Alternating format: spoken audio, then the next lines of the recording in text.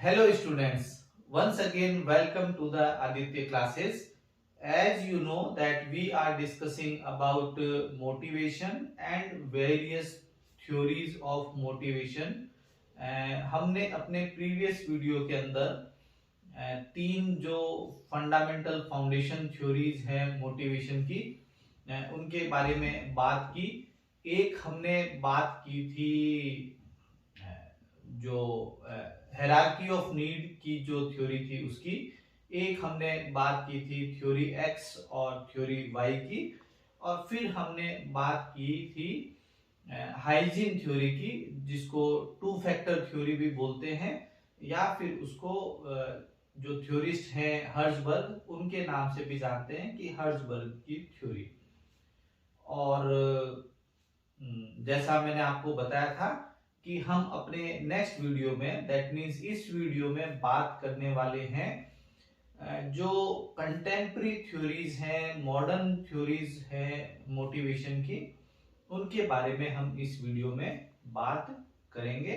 This is doctor Vineet Mathur. Let us start discussing about the contemporary theories of motivation. तो इनमें जो theories mainly हैं वो है आपके ERG थ्योरी बाय क्लेटन एल्डेफर, और एक है आपके थ्योरी ऑफ नीड्स है, और एक है कॉग्निटिव इवैल्यूएशन थ्योरी, एक है आपके goal set theory, reinforcement theory, equity theory और expectancy theory by Victor Vroom. तो सिलेबस पर्सपेक्टिव से या एग्जाम पर्सपेक्टिव से भी मैं आपको बता दूं कि जो एक्सपेक्टेंसी थ्योरी है जो विक्टर व्रूम ने दी थी, उसको आप व्रूम थ्योरी भी बोल सकते हैं। व्रूम थ्योरी या फिर वैलेंस थ्योरी या फिर एक्सपेक्टेंसी थ्योरी, ये सारी एक ही थ्योरी के नाम है। वो एग्जाम पर्सपेक्टिव से थोड़ी इंपॉर्टेंट है। तो let us start with ERG theory.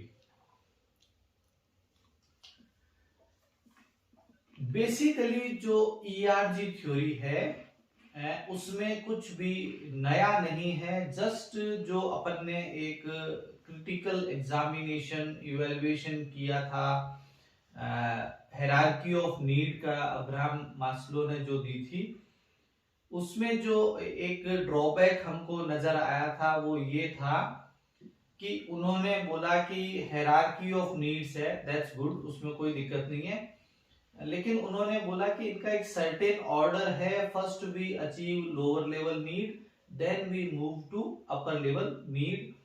और मैंने आपको कुछ एग्जाम्पल दिए थे कि कुछ एक दो फेमस एक्टर एक्ट्रेसेस हुए हैं जिनकी इनिशियल मूवी बहुत अच्छी चली एक दो, और उसके बाद में जो है उनको खाने पीने के भी पैसे उनके पास में नहीं थे लेटर ऑन। तो उनको रिकॉग्निशन मिल गया, लेकिन वो अपनी हंगर नीड से पहले ही जो है जूझते रहे, स्ट्राइविंग हालत में रहे हो। तो इसी चीज को जो अब्राहम मास्लो की जो 5 नीड्स हैं उसको एल्डेफर ने क्या किया, 3 कैटेगरी के अंदर डिवाइड कर दिया। कैसे? जो सबसे पहले जो 2 नीड आ रही हैं, that is physical need and safety need. रोटी, कपड़ा, पानी, हवा पानी, उसको मकान के साथ में जोड़ा, सेफ्टी के साथ में, और एक नीड बनाई ई बोले तो एग्जिस्टेंस से अपन ने वर्ड लिया ई। उनमें वो फर्स्ट 2 नीड आपको कंबाइंड कर दी। सेकंड नंबर पे जो है वो है आपका रिलेटेडनेस। उसके अंदर क्या किया कि जो एक तो सोशल नीड, जो 3 नंबर नीड थी मास्लो ने जो दी, 3 नंबर सोशल नीड, और एक एस्टीम नीड का जो एक्सटर्नल पार्ट था जिसके अंदर हम स्टेटस और रिकॉग्निशन को ऐड करते हैं। एस्टीम नीड का जो एक्सटर्नल कंपोनेंट था वो ऐड कर दिया, तो क्या बन गया आपके आर। आर कहां से लिया? रिलेटेडनेस से। तो ये हुए ई और आर। एग्जिस्टेंस के अंदर मास्लो की जो फर्स्ट दो नीड थी उनको इंक्लूड किया, और सेकंड नंबर रिलेटेडनेस के अंदर सोशल नीड को और एक्सटर्नल एस्टीम नीड को ऐड किया, कंबाइन किया। अब रहा आपके जी। जी यहां पे है ग्रोथ से। ग्रोथ के अंदर जो फिफ्थ नीड थी सेल्फ एक्चुअलाइजेशन, और जो फोर्थ नीड एस्टीम नीड का जो इंटरनल कंपोनेंट था, मतलब जिसके अंदर हमने सेल्फ रेस्पेक्ट और ऑटोनॉमी की बात की, उनको इंक्लूड किया। तो इस तरीके से जो 5 नीड थी उनसे ड्राइव की कितनी? 3 नीड, ई, आर और जी। एग्जिस्टेंस, रिलेटेडनेस और ग्रोथ। और एल्डेफर ऐसा बोलते हैं कि yes, simultaneously we can work on multiple needs at the time. जिस समय हमारे पास में एकदम हैंड टू माउथ हम हैं, खाने पीने का कोई ज्यादा जुगाड़ नहीं है, उस समय भी हम समहाउ अपना खुद का मकान बनाने की कोशिश कर सकते हैं, और हम सेफ्टी नीड को भी जो है वो एग्जिस्टेंस वाले के अंदर, सर्वाइवल वाले पार्ट में, फिजिकल वाला पार्ट सब कुछ इंक्लूड करके ही ई बना एग्जिस्टेंस। अब आप यहाँ पे एक टेबल देख सकते हैं।